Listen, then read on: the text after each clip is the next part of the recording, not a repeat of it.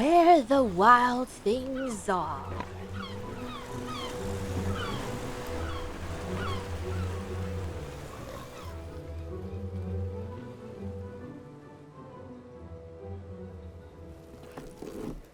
The night Max wore his wolf suit and made mischief of one kind.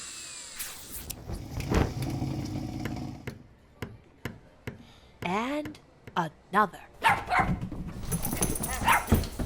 His mother called him Wild Thing! And Max said, "I'll eat you up!"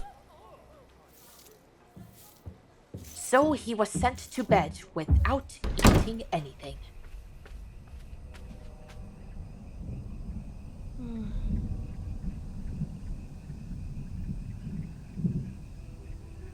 That very night, in Max's room, a forest grew and grew and grew until his ceiling hung with vines and the walls became the world all around.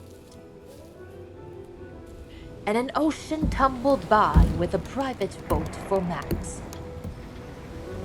And he sailed off through night and day, and in and out of weeks, and almost over a year, to where the wild things are.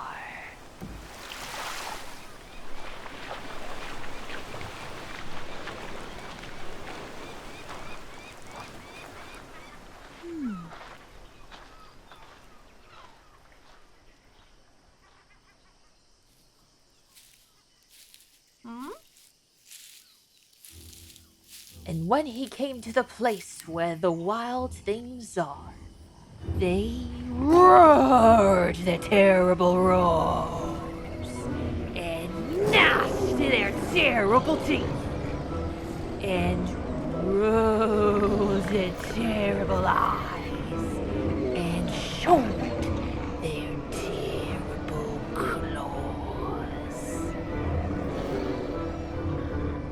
Till Max said, "Be still!" and tamed them with the magic trick of staring into all their yellow eyes without blinking once.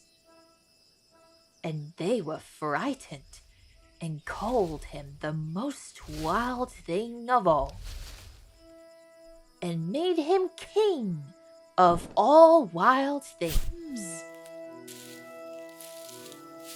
"And now," cried Max, "let the wild rumpus start!"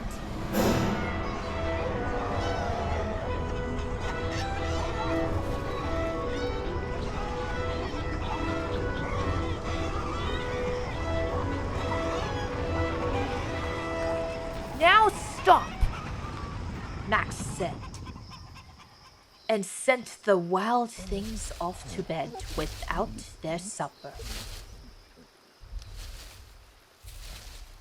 And Max, the king of all wild things, was lonely and wanted to be where someone loved him best of all. Then, all around, from far away across the world, he smelled good things to eat.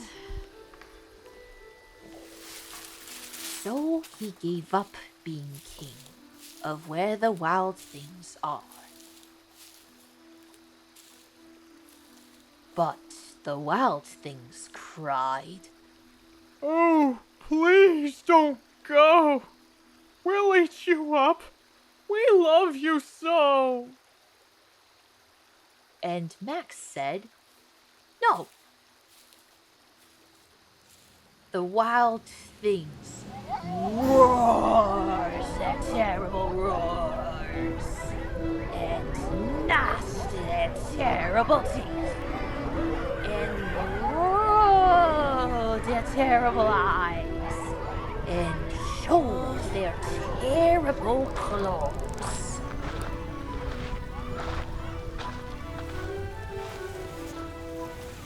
But Max stepped into his private boat and waved goodbye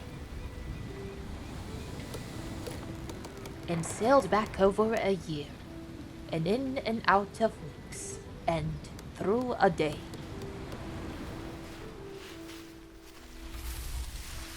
And into the night of his very own room,